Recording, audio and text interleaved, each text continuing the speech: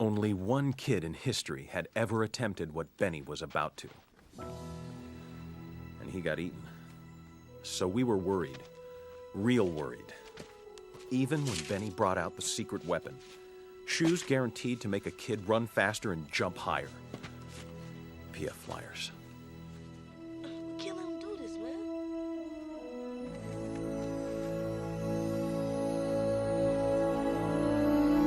All right, ladies and gentlemen, welcome back. It is the Slate Laced podcast. Happy hump day. Here to get you through that midweek grind after a little hiatus from us. But it's episode 9, guys. How we feeling? We got one more and then we in 101. Yeah. That's crazy. Yeah. I've been waiting to film. I ain't even gonna film with y'all. I've been anxious to film. Yep. No, it's good. I'm excited. Blair? I ate something I probably shouldn't have ate, so I'm getting through it. Oh, you feeling a little sick? A little sickiana? I don't know. I don't know. Well, we got you for about an hour, and then you can go. If I don't make it. Yeah. The dirty finger in your ear. But anyway, guys, we got a slew of films that we saw. Slew. Yeah, I went deep through the thesaurus for that one. Some good. Journalism school. Yes, some good, some bad, and some pretty darn ugly. But first, can we apply our 3D glasses, please? Y'all, and if you're wondering why we're putting these on, it's a little hard to get on with your headphones. And you hit the and then Because we're about to erase your memory. But no, we put these on because we saw a movie, none other than Marvel's. Woo! Sure did. And did we want to? Well, we don't really know. But we definitely went. Blair, this was kind of Blair's little choice. And he was fighting hard because you want to get into the story? Man. Or let Ledge tell, because Ledge and I came a little bit early, trying to get to the movie. Yeah, we tried to slide in. I ain't even gonna front. We tried to get in there. Boom. It was a little late. It was 11 something. We showed up a little late. Then we had Blair on the way. I'm not even prepared and whatnot. Blair get on the way. He like trying to get to do the manager talk. Yeah, Blair turned into a Karen because, Eric and I, we just accepted our fate. We're like, all right, we're not about to press it. Especially, I'm not even going to fight hard for the marbles. Like, I'm not fighting hard for the marbles. But I said from manager to manager, I knew that, He said, manager to manager. Yo, We- I look. said my dude slid in, did the manager to manager. Not only did he do manager to manager, my boy was getting popcorn Yep. after hours. He wanted that stale after hour popcorn. Hey, it was good to me. We was smacking it down, wasn't He we? was smacking it down. Yeah. I See, my left it thing alone. is I can't watch a movie without the popcorn. They don't work. It is a little weird just to be chilling in there, Well, you need a little munch, but luckily I had the what was it? The green leaf special. I had the G Leaf pesto, so I was Pesto good. panini. I don't necessarily be messing with the popcorn anymore for whatever reason. It's either Chipotle or pesto, That's where we at. That's crazy. So what happened was, right? Y'all called me. You guys were like, "Hey, it's not gonna work. They not letting us in." And at this time, I'm still like on the freeway. I'm like, "Man, I'm about to be off in like a couple minutes. Like, just stay there. I'm gonna talk to him, And then I pull up. Y'all are standing by the car. So now I'm already like, "Dang, we behind the 8 ball," because I already know they trying to lock the doors, right? And so I'm like, "There's no way we're gonna get in now if you got the doors locked. Like, you guys needed to stay inside the building." No, we didn't even get in.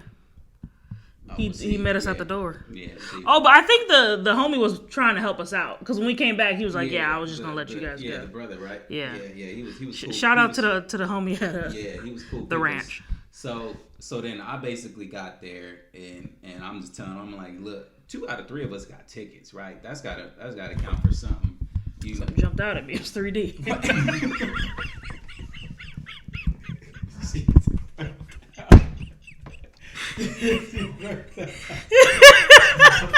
Whoa. Crazy, right? Yeah, keep going. Go. So I'm basically telling him, I'm like, "Look, I understand that y'all closed. The ticket booth is down, and there's nothing that y'all can do about it. But what we can do is we can turn and we can go to this cash register and we can make a quick transaction. Now, I already understand when, you know, you're kind of at the end of the night, the manager may already have counted the cash or whatever, right? So I'm like, well, you know, Ledge can pay with card, right? That isn't really going to affect the deposit. You know what I mean? Like that is still going to be, that's still going to be a part of your numbers, right? It's not really going to change the count. And so then at that point, he was just basically like, man, nah, like it's like just cool, just come in, right? So we just come in. Now, you know, I'm in the door, so now I need food, right? Like I can't just get in the door now and just sit there and just be eating nothing, you know? Yeah. So then now I go up there and I'm trying to buy something, and I see 4 boxes of popcorn under the heat lamp, right? So they're like, oh, we can't sell you nothing. Okay, but you got 4 boxes of popcorn, and let's be real, right? If you're not giving it to the staff before they go home, you throwing it away, right? So, okay, that doesn't make sense. That's already a wash. That's already a waste. Like, you know what I mean? Like, the least you can do is essentially give it to us, right? And so he's like, nah, like, I can't do that, right? And so then also now you can't go online and you can't really make a purchase for the day of for popcorn. But what you can do is you can go to tomorrow and the next day. But they don't know that, right? So then now I'm buying popcorn for 2 days from now, but they don't know that. And so then now I'm like, well, I understand that you want to sell me something, but check out this purchase here that says that I bought popcorn, right? And they're not checking the date. So they're just like, oh, what? Oh, okay, cool. And then they give it to you. Little do you know, too, also, if you really want to, now you can turn around and go, oh, man, I didn't mean to buy the popcorn 2 days from now, so we can go ahead and cancel that transaction. I didn't really do anything about that. And they cancel it, and you get the popcorn for free that they were already going to throw away. But so you basically finessed it. You got some popcorn. And I got us in the theater. Yeah, we sat down. We watched it. But I need to fast forward to the end real quick because you were doing some finessing, and so was Ledge at the end. Oh yeah. So we walking out. Drink, yeah. With the drink. Oh no, yeah. Ledge was getting his drink, but I was gonna talk about the intruder. No, so me and Eric are walking out. Blair's in the restroom, and you know by this time it's like 1:00. The staff has gone home, and some guy, like, it's basically the only people in the theater are leaving, and some guy is like, hey, like knocking on the door to try to get in, and I was like, I looked and I tried to ignore him, and then he knocked again. I was like, nah, I don't work here. I'm not about to let you in. What does Eric do? Here go Ledge, walking up, letting the man in. I said, okay, now you're going to let the intruder in when it's a robbery up in here. Right when I walked up, right when I let him in, I walked to this and I was like, hey, what if I would have let like a dude that was about to rob this? And she said the same thing. Then I said, what if he came in here and tried to get his girlfriend, find his girlfriend cheating? You feel me? She was the sneaky link. And you messed all that up. Yeah, Man. so it was bad news at the ranch, but we got it in. We saw the movie. Let's get into some initial thoughts of the Marvels. For me, it's like a movie that I saw the preview for, but wasn't on my radar to really go see. I mean, I've expressed multiple times on this podcast, like, how much I'm not really into the superhero thing. So yeah, this one just wasn't what I was planning on seeing. I think my vote that night was between weak and weaker. I think I was going for the holdovers, but we weren't able to make it in time. So it was just kind of a last minute, like, we see in a movie tonight type thing. Blair, your thoughts? Your initial thoughts? My initial thoughts coming into it was, man, let's see what it's about. I like that it's got the all-female cast. You know, me and you have spoke on it before. Sometimes when you do an all-female cast, you kind of get excited just to see what difference. What they can kind of do. So that was pretty much as the furthest extent as to really what it was that I was thinking. This movie was not necessarily high on my radar, right? I like superhero movies to a certain degree. It depends on how different it's gonna be, right? Like a Dark Knight or like a Joker or something, right? Those are things that I'm gonna get very excited about, right? Because it's like I like the feel of a superhero movie that feels real life, right?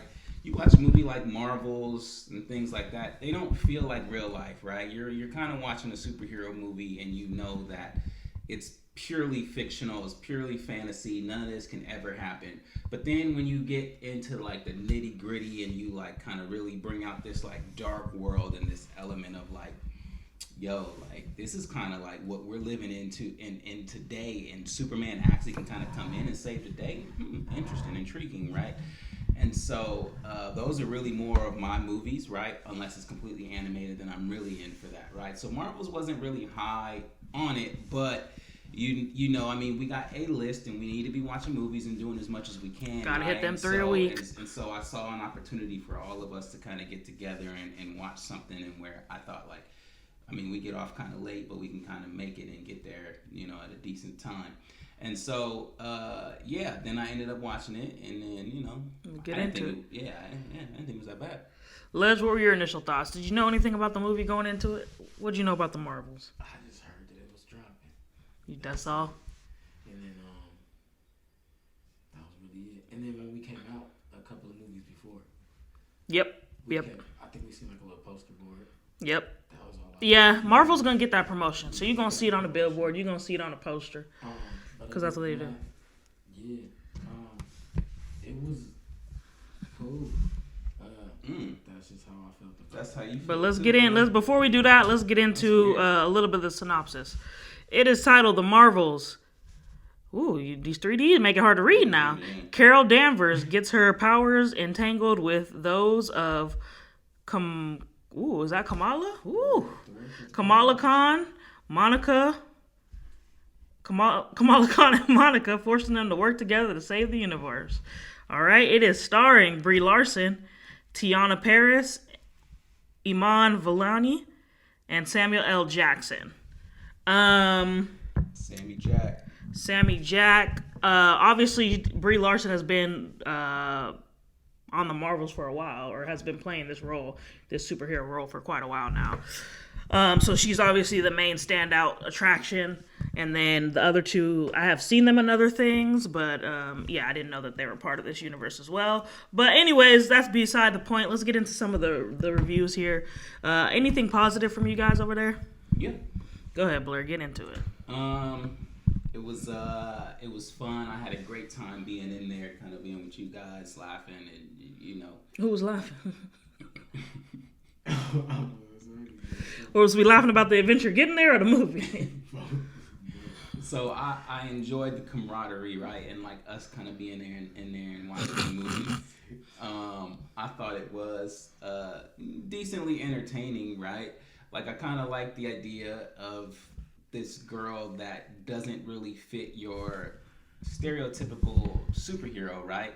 Can still really blossom into I guess like a Captain Marvel per se, right? Like you got this young girl who's like 17 years old, who, you know, we missed a little bit of it, but you would imagine that she wants to do something.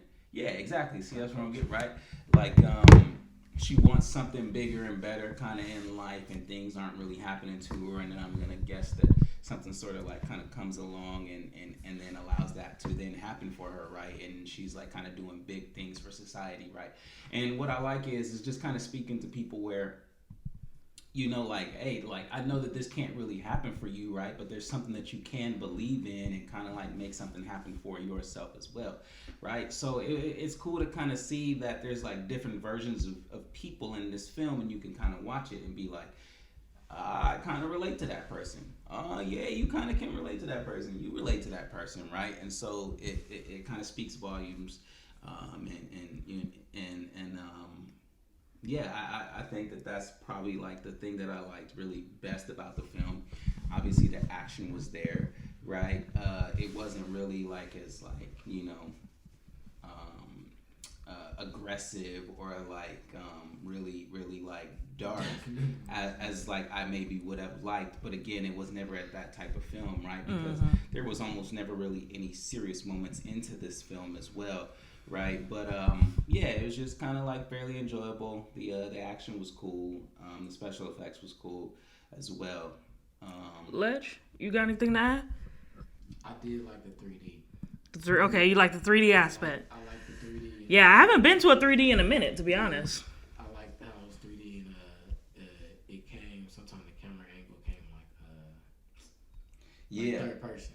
Yeah, well, we had even talked about it where we were like, those kind of shots are kind of cool and like stuff that we could even. Okay, y'all was bonding over the cinematography. Okay, I get it. I like it. City just wants to rip this film. No, I'm literally about to give positives, and I'll be like, couldn't find anything.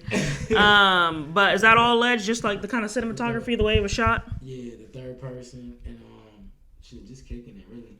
Yeah. I just wanted to get to a movie too, so I was happy that we did watch something. For me, the positives gotta be. I mean, it was decently entertaining. It wasn't something that I was like falling asleep on, even though I went in there like, might knock out during this one. Stayed awake, so I think some of the action sequences helped that. It wasn't just a lot of dialogue, and they kept it moving. They kept it at a fast pace. Yeah. They got you in and out. They kept it at hour 45, right? So you wasn't feeling no drag. So I appreciate that. And then also, I do like the kind of backstory of how Brie Larson's Marvel was, connected to the Black woman Marvel. Yeah. Their kind of pasts were connected a little bit, and that they were basically family. So that was kind of a unique perspective that we don't see. I appreciated that. So I like that little thing, but I didn't really. I'll get into the cons in a bit, but I did like the fact that Brie Larson's character and then the lady, let me get her name, so I can stop calling her the Black woman Marvel. Tiana Paris's character, I like them too, and their backstory. That was interesting with Samuel L. Jackson. And then they got you in and out. It wasn't a long ride. Not at all. There was some interesting action.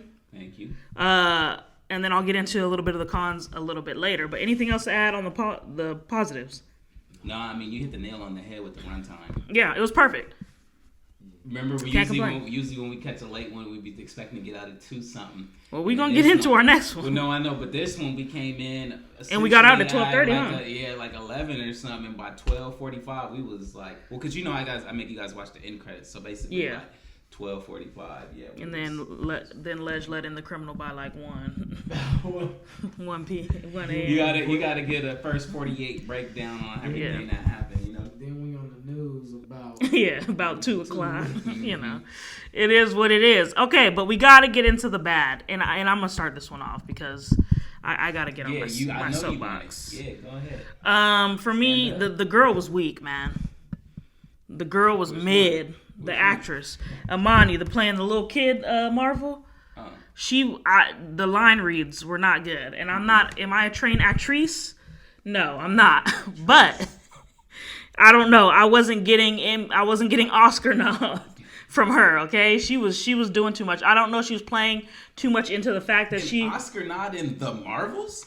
I'm just making a joke, as she ain't getting no claws for this movie. And I don't know if it was because she was playing so much into her role as being a kid and she oversold it. Well, she's born in 2002, so she is a kid. But like she oversold it or was too juvenile for me. But it was weak. Her acting was weak. Everything felt forced. I really did not appreciate that character. And sorry if you're watching, I just didn't like it. And then also the action sequences. The choreography was weak. Like you could tell they was missing the punch. Like. On purpose. You saw that? He been wanting to say that. Oh yeah, that's what I was saying. It looked weird. It was very weak. Like, and I think it was watered down because maybe it was because of women were in it. But you gotta go at them just as hard. Like, in my opinion, they can handle it. Like. It just looked real fake. The fighting looked fake. So at the same time where the action sequence was what was keeping me in it and keeping me awake, I was also like fake. So those are my 2 main gripes. Like the acting from the kid Marvel, and then the fighting sequences were just weak. And then even though I said I resonated with that backstory, it didn't do enough to pull me in. It didn't pull on my heartstrings. I didn't feel no emotional connection. I want to be in there crying. I want to be in there laughing. I want to be in there kikiing. Like Marvels? Something. Give me something. Give me some emotion. Mm-hmm. We go to scary movies to be scared. We go to comedies to laugh. Marvel, they supposed to be telling us stuff. They supposed to be blowing up the world and saving the world. We come to this place. All right. AMC theaters. See, I looked at you, right? I said, all right, Nicole Kidman. All right. But I'll pass it down because that's what I got. We come to this place. To not just, but to be entertained, to be transformed. Not just entertained, but somehow reborn. Somehow reborn. And I wasn't feeling reborn. I was feeling real mid. You know, heartbreak feels It's good in a place. Was I heartbroken? No. I felt good in a place like this, though. Okay, well, go ahead. Go get on your soapbox. So, pause. Right, I do not agree with the consensus here, meaning the two other people, my co-hosts here. I actually enjoyed this film more than they did. And sometimes Blair be just doing some elite trolling though. I had this is what he do.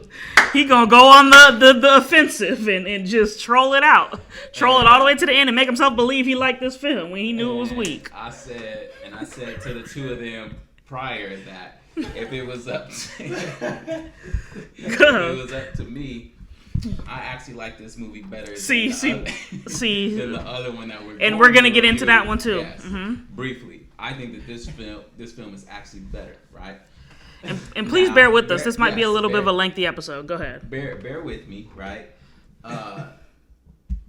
This film is really not that bad, right? It's just that you guys are not trained to watch superhero movies.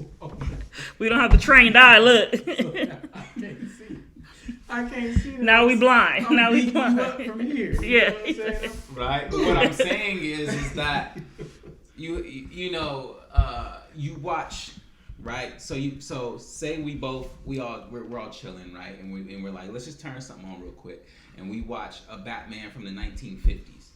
Pow, pop, bang, right? You see all of that, right?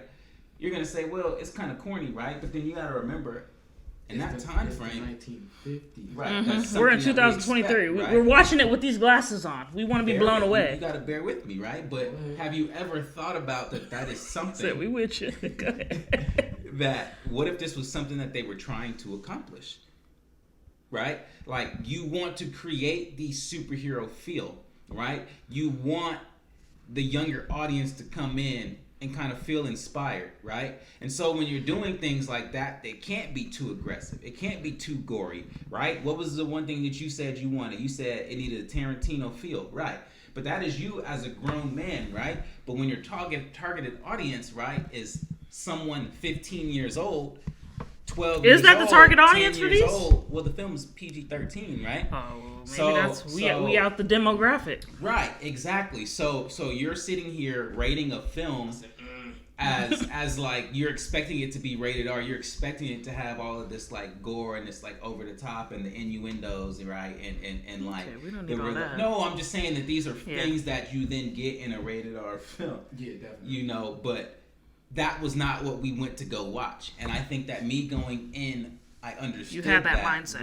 Right. And so therefore, when I'm watching it, I'm just like, it was fun. It wasn't that bad. Like, like if I had like an 11-year-old, I'd allow him to go see that before I would then allow him to go see the next film that we're going to review. Right? And then so on that note, did you have any cons for it or no? The writing was a little weak for me, right? So the concept, little concept, story concept? Just the actual dialogue and the delivery. Okay. Yeah, because the acting was mid. It was a little bit, on the weaker side. I think that the thing is that it wasn't necessarily like her per se, but like if we had, she was dragging. If we had better lines, then it would be different, right? Because you got to understand that somebody like her, this might be her first film. Probably is. That's why I said. That's why I apologize. Yeah. So it's her first film, right? So then like you can't expect her to then pull out all of these lines and kind of like give it some flow and think that she's gonna make it better. Gotcha. She's doing the best that she can right now, right? So the lines got to be top notch, tight, and make sure that she's following it to the script, to the textbook. Ledge. What'd you think? Give me a con. It was poo. It was poo. Get in the mic. It was poo, but basically, just the action part. That's what I was praising you. You hit it on the nail. Like that action part had me like. Yep. It was like right when they got there, I'm like, like they about to chunk him. And then it was just like, no, we're gonna. Yeah. Patty cake, baby cookies. Mm-hmm. Like, nah. So yeah, just that, and then that girl was annoying though. Mm-hmm. I agree with you on that. And it's not even an annoyance factor. It was like the acting was bad. Yeah. Like, I honestly liked her though. But That's the it thing. no. It was that like Even the mom was pushing it. week, yeah. Yeah. And then, but yeah, as far as even the pros though, I just like the fact that culture, like now everybody's getting a chance to Getting inclusive with the Indian culture. Yeah, okay, I'm with that. with the culture as far as everything. You know what I mean? Everybody. Yeah, it was diverse. They had a black, Yeah. Indian, and white lady, so that wasn't So bad. everybody's getting a little turn. You know what I mean? All right, well, let's quickly get into the ratings on this because we don't need to spend any more time on the Marvel. We got 4 other ones to do. Guys, let me give you the Rotten Tomatoes. Oh dang. It's 62% rotten with an 83% audience score. So people are thinking like Blair. Like the critics, they not feeling it. The audience is loving it. At 83%, that's phenomenal. Trust me, I know what the people like. Yeah, but the critics, do you know what they like? Not this movie. The people of IMDb gave it a solid 6.0. That's a pretty good rating on IMDb. But let's get into the Slate rate. What, Blair? The only rating that matters. Thank you, sir. 1 to 5 entertainment. I'm gonna be very generous. I'm gonna give it a 2. Blair don't. Cause see, he gonna troll. Y'all don't know this man, but go ahead, go 4. That's what he gonna say. Go. Yeah. Yeah, I told you. I've been with this man for my entire life. He was gonna go 4. I knew that. Let's go. You wrong for that. No, I knew you was gonna do it because you think it's You thought it was lit. Go. Oh man. Yeah, I'm on the very generous side too. I'm gonna give it a deuce. A 2. Okay, so 2, 4, 2. 1 to 5 originality. Marvel's been done time and time again, so I can't rate it too high. They literally got another movie with Brie Larson's character doing the same thing. Originality, I'm gonna go 2.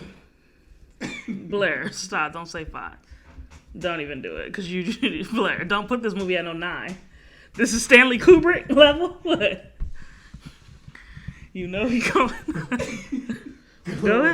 Go ahead. Shoot it. Nah. It's a Spielberg level. I personally was just gonna say it's like a 3.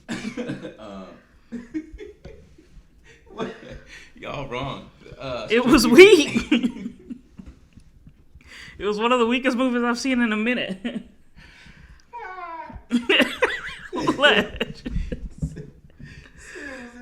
Like, dude, I'm ready to go to bed. It was weak. It really was.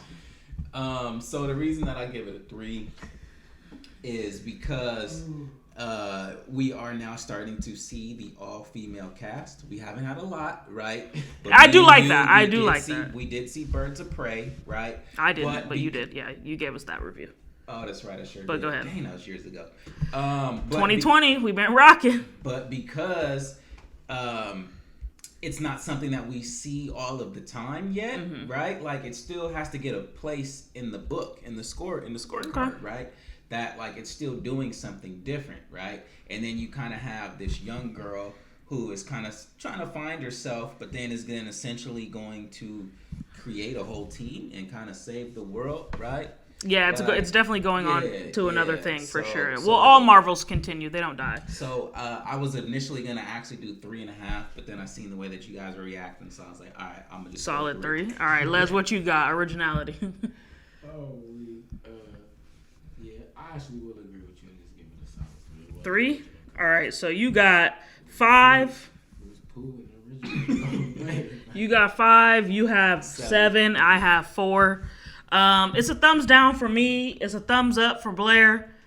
Y'all flip a coin. No, it's not necessarily a thumbs. It's not necessarily. Okay. So the reason why I say briefly like halt and wait and kind of watch it like on DVD or if they even do that or Blu-ray, whatever, or on Netflix, whatever. The thing is that I want executives and people in high positions with money that make these decisions to see that if you really want someone to fill out the theater, right, and pack it out, the script has got to be good and the film has got to be good and it has to be very interesting, right? Like I think that we need to get past the days of, just because you throw a couple big name actors and actresses in the front of the screen that we're supposed to go watch, right?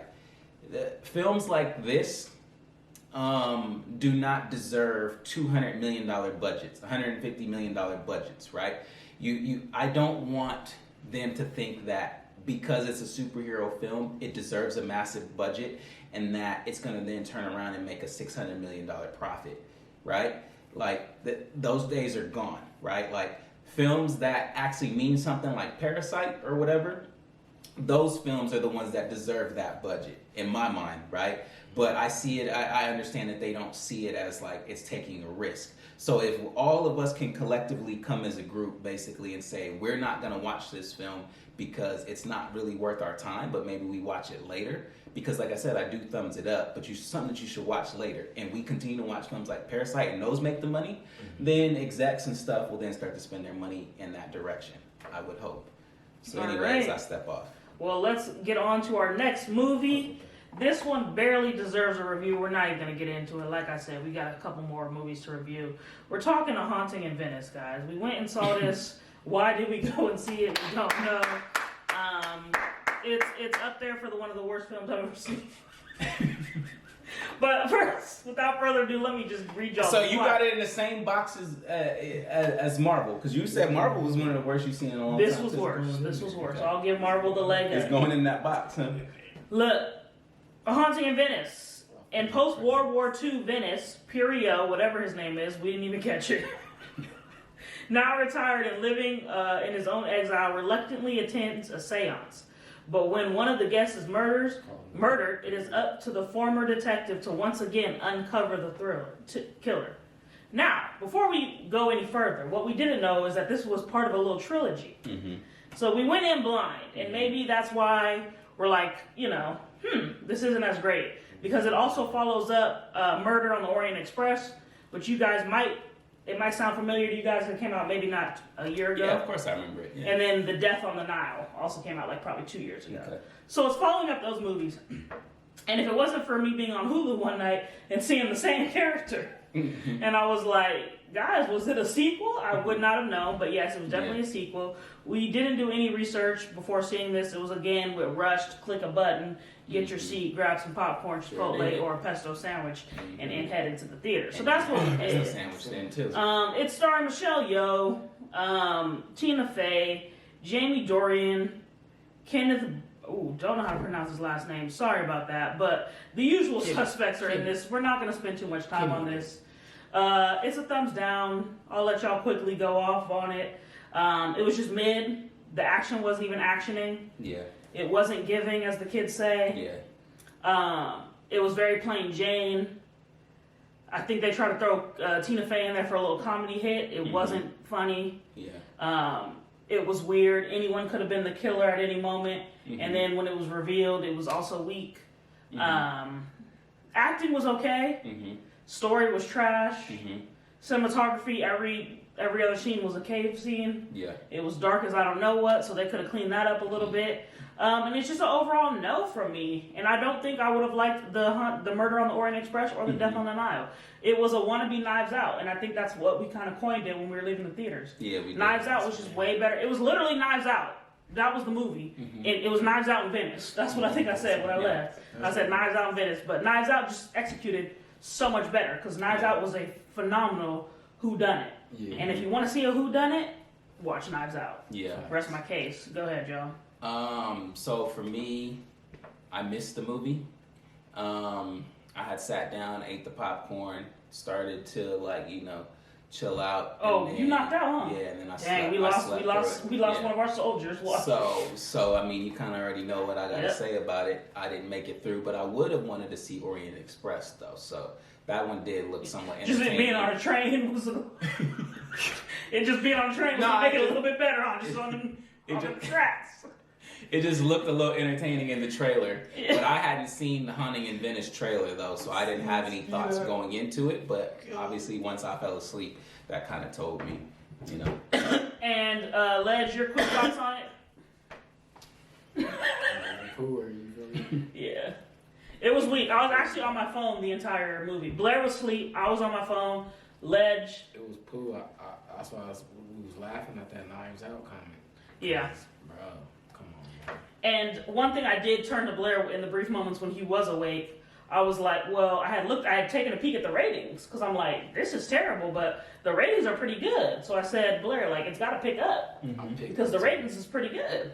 I picked it too. And yeah, and this was Ledge. He's owning up to the pick. I picked that thing. He picked the dub, but it's all right. But we did, I looked at the ratings and I'm like, they're pretty good. It's got to pick up, and it just did not pick up. So I think that the people that rated this movie are fans of this genre. They're fans of this director.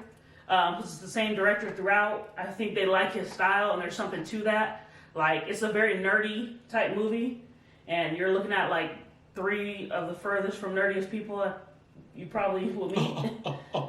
As innocent, not in a dig, but you know what I'm saying? Like, we not. I love that part. We not like that, so it's like, this ain't gonna be for us. So that's just not our taste. But let me give you the ratings really quick. It got 75%. Dang. And then 77 audience score. So that, again, that's why I was looking at it like, okay, does it pick up? Yeah. And then on IMDb, it's a solid 6.6. Those are pretty good ratings. But overall, the movie is, don't go see it. Yeah, definitely not. Anything else on that front? Do we need to touch more on Haunting in Venice? Nah, I'd give it probably a 2 out of 10. Yeah, it was all the way rough. All right, moving on. You guys, we got Five Nights at Freddy's. Let me give y'all the synopsis. Five Nights at Freddy's, a troubled security guard begins working at Freddy Faze Bar's Pizza.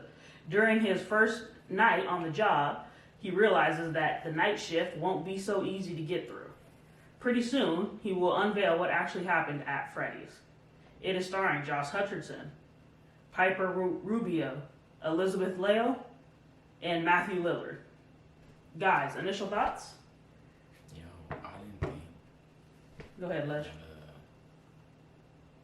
just didn't think that I was gonna get what I got from the movie. That was my. Had you seen the trailer or anything before it? No. Yeah. But yeah and no. I seen like more like sponsored ads on Instagram. Oh, okay. You know what I mean? Yeah. You had seen some advertising for it. Blair? We saw the trailer here. Here? Mm-hmm. Really? Mm-hmm. I watched it with you? Mm-hmm. I don't recall. Mm-hmm. We talked about that this was something we were looking forward to see. Oh, because I remember I was working. we saw the trailer in the theater then, huh? I don't remember, but I know I seen it with a couple coworkers, and they were like, "Yeah, it's gonna be lit. Like, it's based off a video game." Mm-hmm. And I had no idea that Five Nights at Freddy's was a video game, so I had saw the trailer with them, and I was like, "Oh, it seems interesting. It's like kind of up my alley. I like that horror. I like that like what's going on. You know, what's the root? I like the backstory." So. I had seen a trailer, and then I knew it was like based off a video game. That's all I knew, but I knew I wanted to see it. Anytime it's a horror, I'm in. Anything else on the like initial thoughts? I just knew that you wanted to see it, and I knew that we were going to end up seeing it, and I was just like, it just looks cool. For me, it's just the visual that looks nice, right? It just kind of gives this like nostalgic feel in a time period that we maybe never had lived in, but it like looked cool. And so I think that was just the main thing of that I was feeling, and was just like, oh, okay, I'll watch it, and then hopefully it sets some sort of mood, and I end up really loving it. But yeah. Let's get into some of the pros then. For me, it's just the storyline was really good. I think it was a unique take on a horror, and anytime you have a unique take on a horror, like that's gonna get me to rate the movie pretty high. And I feel like this was something we may not have seen before. It definitely gave me Chuck E. Cheese vibes when they be coming out, because that always scared me at Chuck E. Cheese, them little characters that be dancing and whatnot. Mm-hmm. So the creep factor's there. Like from the jump, you like, this is just creepy. Like Blair was just touched on, like the cinematography and the time that it was set in. Like it felt very. What was that? Like the late 90s? Mm-hmm. It was 2000. 2000? Okay. Because late that 90s, was 2000. Because we saw the Nokia phone. Well, also, but that was my car.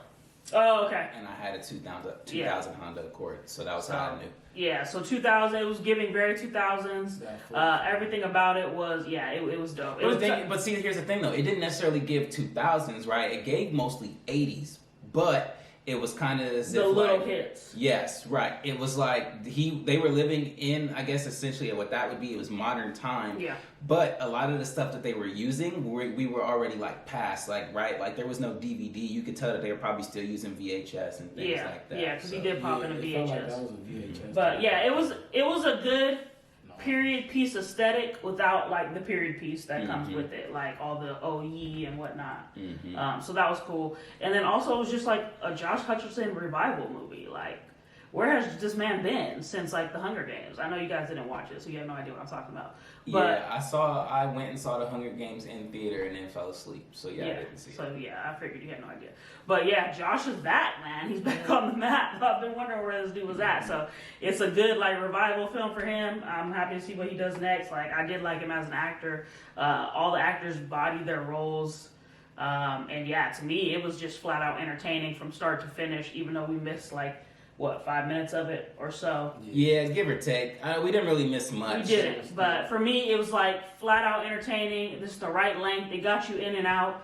The creep factor's there from the beginning, like I said. It's not necessarily like clutch your seat scary, but it's just spooky enough to give you that feel and what you want out of a horror movie. So it was A++ for me.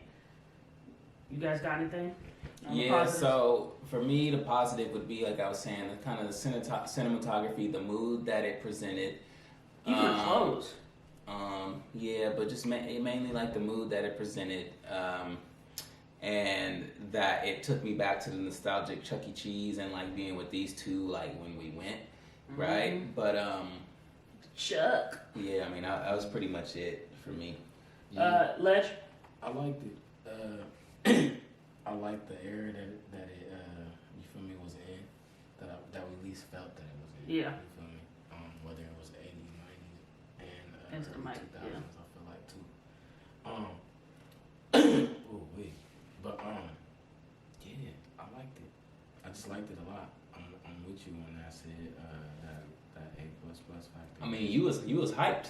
Like when action started popping off in the film, you was like, "Ooh, let's go." Yeah, you liked a lot of the kills. Yeah, I like the gory. Yeah, he liked a lot of the gore factor parts. So it was like, and it wasn't too gory like Saw. And it was creepy. Or it was just like the right amount that you want to see from a horror film. Yeah, it wasn't too much. I wanted pizza for sure. Yeah, it did give like you wanted a little greasy slice after, you know. And to play video games without a doubt. I get it. But I like that. And that's really it, really. That's really it. But yeah, it was cool. It actually went beyond my expectations. Yeah. So I was just surprised. You heard me when I was coming out the theater. I'm just like, Yeah, it's unexpected. It's twists, twist and turns ish. Yeah, it's good. But let's get into a little bit of the cons here. For me, I think the con would be it's not many. And again, I'm kind of grasping at straws here. How the reveals come out is a little convoluted. Like, it's not all the way clear with the little sister and stuff. So I think they could have streamlined their reveal about like what happened to the disappearing kids a little bit better. And then also the villain was a little bit too predictable, because I feel like we got like a ton of foreshadowing at the beginning. Like, I kind of knew. I'm like, okay, this man has something to do with it. So that part was a little predictable. I didn't know if the connection to the police officer would be there, but I knew that the man on the phone, what was he, Shaggy from Scooby-Doo or something? Yeah, I knew he was going to be involved in some way. So that part was a little predictable. And then how she was like communicating with them through drawings and dreams got a little like convoluted, complicated for no reason when it didn't have to be. And then again, to me, that wasn't even really a con though. It didn't really disrupt my viewing. But if I'm gonna give some, I guess that would be it for me. Blair?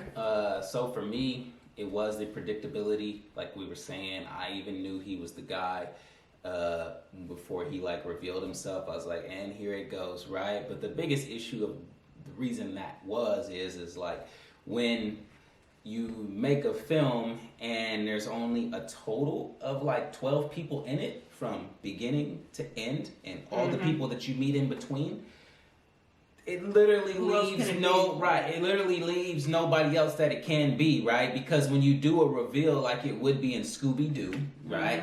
It's like you can't randomly show some person we hadn't seen at all, right? Because then us as the audience, when we're trying to figure it out and uncover it as it goes, we'd be like, well, of course we didn't predict this guy because we never saw him, right? But when you think about him, the main character, you think about the daughter, you think about the cop, you even think about the mom, right? And the teacher at the school. The only person that's really left as anyone that has showed face in this film are the people that end up dying, right? The babysitter, the et cetera, right? Yep. And then you have him, the villain himself, right? So it's like that's kind of on them to have needed to introduce more people or just make it seem like it could have been somebody else, right? So that ended up being a big issue for me. Just sort of like the pacing, although the film was short, it just was just like, all right, like let's go, because I don't think that it was that entertaining, right? I think that for me, it was like as the dust had settled and I kind of sat with it, right? I ended up discovering more issues that I had with the film than when I first like was just sitting down and was just like, well, I mean, it is entertaining, right? Like then I ended up finding things. Another thing for me was just like the idea of like going into the dreams to pull things out, right? It was a little bit too much. Some of it didn't make sense. And then the fact that he could like take sleeping pills that he could then force himself to think about that dream, right? And I get the idea of like this character is so motivated to figure out who killed his brother that had happened, mind you, essentially 30 years ago, assuming that this is a 30-year-old man, or okay, so I'm exaggerating with 30, but assuming he's a 30-year-old man, where he's now all of a sudden really motivated to figure it out 20 years later. It's just like it didn't really like sort of line up, right? Because if he was this motivated the way that we're seeing it, he would have figured out so much more by now, because there is like a 20-year gap that had kind of like, you know, transpired that would have allowed him to figure out more information, right? So it just kind of was like really just like the story itself that I was kind of having the issue with. And then it was hard to take the Teletubbies serious, because I just literally kept thinking of the pizza place, why am I forgetting? Chuck E. Cheese itself, you know, so then it ended up being that, and the fact that there could be children inside of it, and how there was a connection with the dream, so it just kind of was a story as a whole. Ledge, what you got?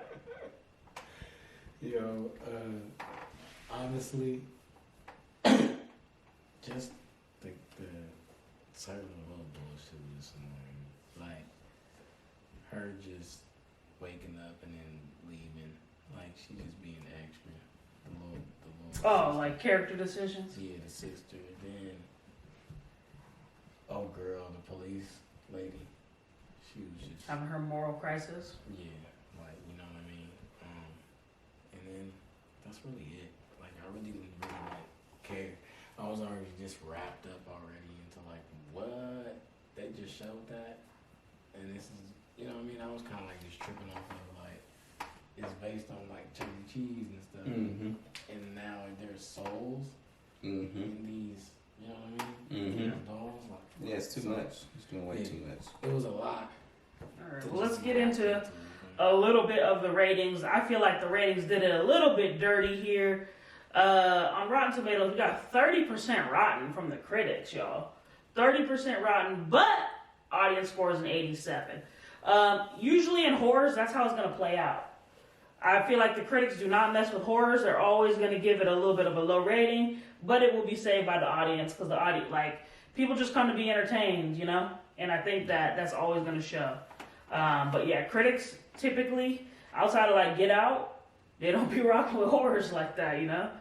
And then on IMDb, it's got a 5.5, so a pretty low rating there as well.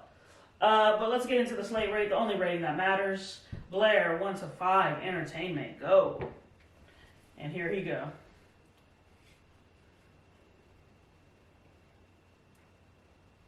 3.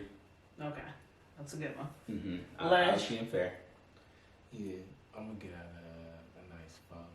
4? Yeah. I'm also gonna go 4. I probably could go 4.5, but I'm gonna say 4 at entertainment. It was pretty entertaining. It's pretty interesting all the way through. I have no complaints. I really fished real hard for those cons. Like, it was good. 1 to 5 originality. Go ahead. I mean, I threw the bait out there pretty easy and didn't take much fishing for You me. didn't have to reel. So on the originality scale, I'll go. See, for me, it's also. I don't want to say that because I was gonna say it's also gonna be execution, but I also didn't go with execution on the Marvels, right? So. We looking at it. Go ahead. I'm gonna go 2.5. Ledge, what you got? It's original. I'm up 3. 3? Yeah. All right. It's original. I think it's pretty original. I haven't seen any horror flick like this. Yeah. I'm going 4. Yeah. Like, I haven't seen a horror film set in the Chuck E. Cheese and the little boxes after. Exactly. Like, Yeah, but that's because you love horror. I mean, it's still got the same tropes. It still has it where it takes place in one setting. I mean, yes, they kind of they leave and then they go right. But I'm just saying, so it's like it's not like you're just watching it from another perspective where it's like, oh wow, we really I never. No, I mean it's still like it's still somewhere. well, I'm up there with the audience at an 8 out of 10. Mm-hmm. Blair, you have it at a what? 5.5, and that's pushing it. 5.5. You right there with IMDb. Ledge, you got it at what? 4, and then you said 3, 7. So 8, 7, 5.5. I say go see it. Blair says definitely hold off. Mm-hmm. Ledge says go see it. So we're gonna give it this one right in the mid, but go check that one out. Before we get into our last film of the day, I need a line read from Mr. Legend right now. Give me the line read. What you text to the group after we saw the 4-hour movie from Mr. DiCaprio. Go ahead and say it into the mic. I gotta make it home. My wife's sick. Yes. If you guys watch the movie, the man, he said, I gotta get to my wife. My wife is sick. My wife is sick. He lays on that line. We're talking none other than The Killers of the Flower Moon, starring Robert De Niro, Leonardo DiCaprio. Let me get the other lady's name. Killers. And then what is her name? Hey, Leo. Lily Gladstone as well, and Jesse Plemons. Let me get into a little bit of the synopsis here. Leo's that dude. When all oil is discovered in 1920s Oklahoma under Osage Nation land, the Osage people are murdered one by one until the FBI steps in to unravel the mystery. Initial thoughts. Killers of the Flower Moon. Oh wait, directed none other than Martin Scorsese. There we go. I had to give Scorsese his shout out. Man, he also does a big little shout appearance at the end if you guys stay. He does a little play reading there. He sure does. But let's get into the initial thoughts. I'm gonna let Blair tee this one off because this is definitely his film. So I had came on here and I had said that this was something that I was looking for and had not only looking for it, that you needed to see. Yes, I absolutely needed to see it. This was one of my films of the year that, like, at the beginning of the year, if I know about it or midway, right? I'm like, gotta see it. And so this was what that film was for me, right? Seeing the trailer was like loving it. You know, it just was a must watch for me. Yeah. For me, Blair was telling me about it, and I didn't want to go see it because you guys know I don't like anything slavish, genocide-ish. Mm-hmm. Luckily, this wasn't all the way. It was bad, but it wasn't all the way graphic. You know, it wasn't 12 Years a Slave. It wasn't Roots. Mm-hmm. It wasn't anything like. It wasn't Schindler's List, another traumatizing flick. But it was. Yeah, just something that wasn't up my alley. I like Scorsese. I like Leo, DiCap. You know, I think he'd be acting his butt off. He definitely changed up his look to look less attractive in this for sure. That was definitely an art choice. Like, I like that Leo goes there, but this was just something I wasn't going to see. But, you know, Blair convinced us. He got on his soapbox. He rallied us up. He got us in the whip. I didn't know the movie was He burned a couple corners. I burned a couple corners. Yeah, he skirted across. If I gotta get us there, I'll get us there. He skirted across a couple corners and he got us to the theater. But with that said, Ledge, let me get your initial thoughts. I wanted to see it, man. I wanted to see it. You were up there saying Killers of the Flower Moon. Yeah. I got to see my wife. She's sick. You feel me? Gotta make it back. Yeah, but he was up there. Leo kills everything. So once I already seen it was Leo. He was ready. Yeah, big Leo just driving fan. across Big the Leo fan. bus. You know what I mean? Just the bus, just driving past. I seen Leo on the bus. You know what I mean? And he was ready to go. And Scorsese, man. You got to see a Scorsese film. The last one I had to tap out on, though. I tried to sit it through The Irishman. I said, I got to go. And shout out to Scorsese because he was also in Curb. So I like him. Yeah, fun fact there. Did not know that. Yes. Anything else on the initial thoughts front? No? No, I mean, I was excited. You know it. Yeah. All right, well, Blair, I'm going to kick it off back to you again. Give me some of the pros. Great directing, great acting. Oh. Just going. Entertaining despite the length in time. Very good story. Very, very good story, right? It's one of the ones that, again, you watch it, and it just makes you hate mankind and what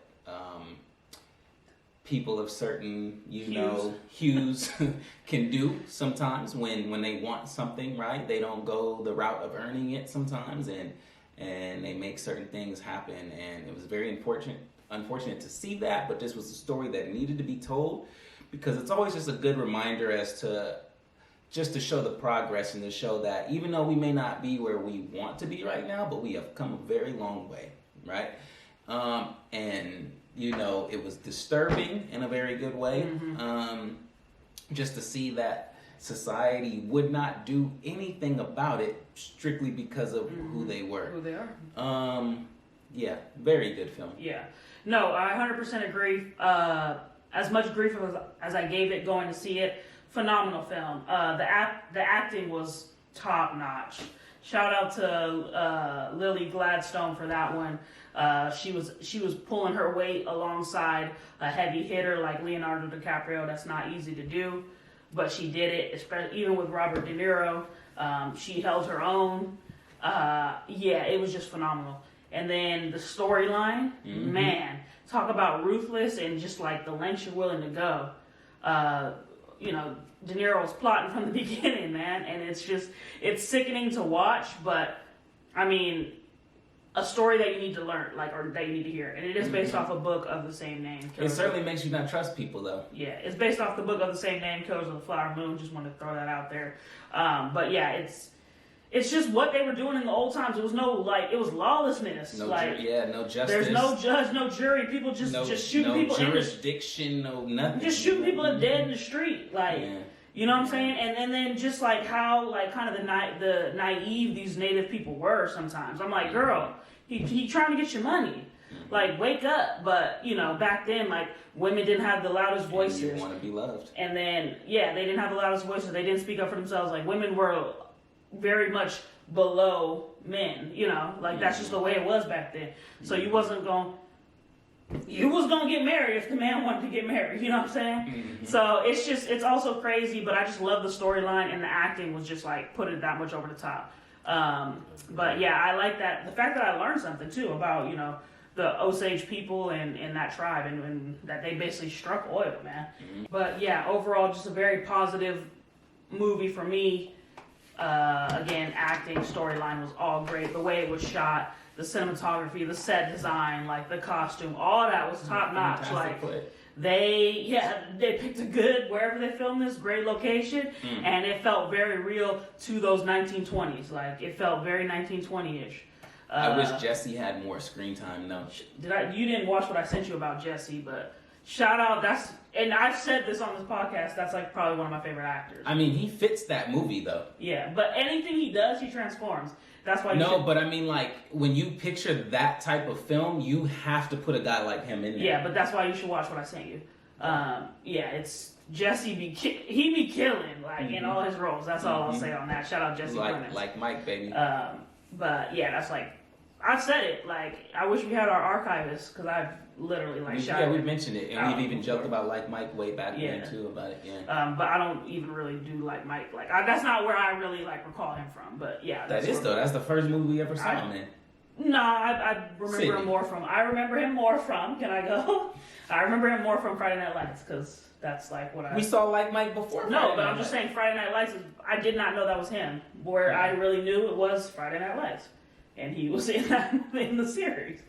Yeah, I know I saw it, but I did not remember that was him until Friday Night Lights. That's what put him on the map, and that's what I say every time. As long as you know. But on that note, it's not about Wrong. It's about the show I resonate with the most, which is Friday Night Lights. So it's not about being wrong. It's not about. It's not. I'm not. But go on, Eric. It's not about that. But go ahead. Give us some of the positives. Ooh, hey, it was a good flick. It was just a good flick. You learned something. It was just great to watch. It's Leo. Like, come on. Like, end of the day. So as soon as I seen Leo, I knew it was gonna be it. I knew it was gonna be long. Then De Niro was in there. All right, bet. So it hit. I liked it just a lot. He just kept wearing out that line. Yeah, it did have some little oddly comedic moments in there. Like it was just lit. It was a good movie. Well, the reason that is too is that it's because it's funny because in that time frame it seemed like you could have got out of anything. So he was really locked up. So he was just like, I gotta get home, or like my wife is sick, and then Jesse's just like, oh, okay, and just leaving. Like, could you imagine the day if we were here, cops knocked on the door, and I'm like, nah, Sydney's sick. I gotta look after her and close the door, and then that's it. They'd be like, bro, we're coming in here, we're talking to you. So either you're gonna talk to us here, or you're gonna talk to us in the precinct. What do you want to do? But that goes to that lawlessness, man. So it's just funny. And then the fact that they had to wrangle the FBI, like that was the higher end of the law. That wasn't just no regular officer, because the regular officers was on the take. But let's get into some of the cons here. Blair, you got any cons? I mean, we can all say it together. It's too long, yeah.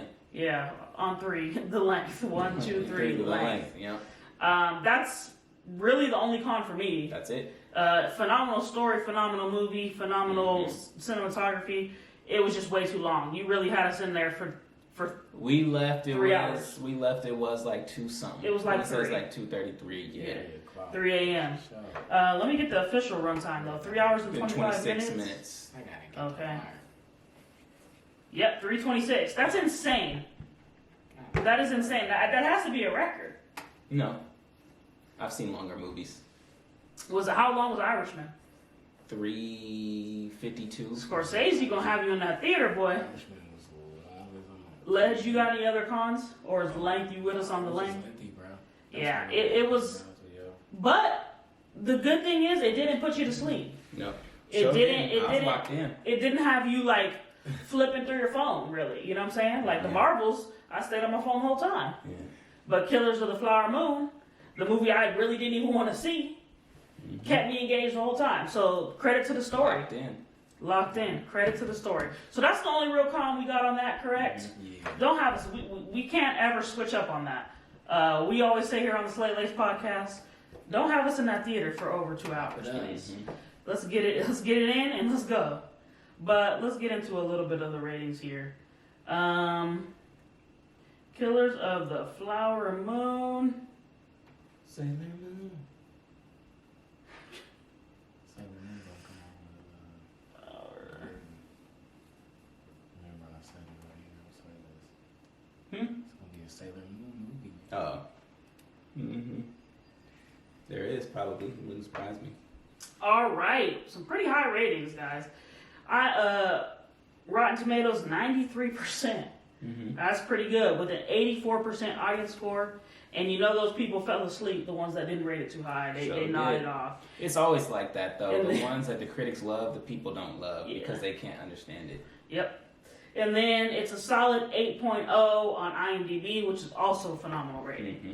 But let's get into the Slate rate, the only rating that matters. Thank you, sir. 1 to 5. Ledge, what you got on entertainment?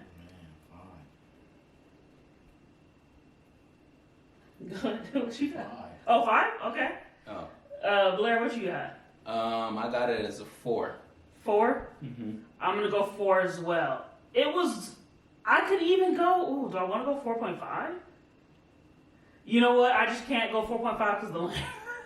I can't. Mm-hmm. So I'm going 4 too. So 4, 4, 5. 1 to 5 originality. Obviously, it's based on a book and a true story, but what we got, Blair?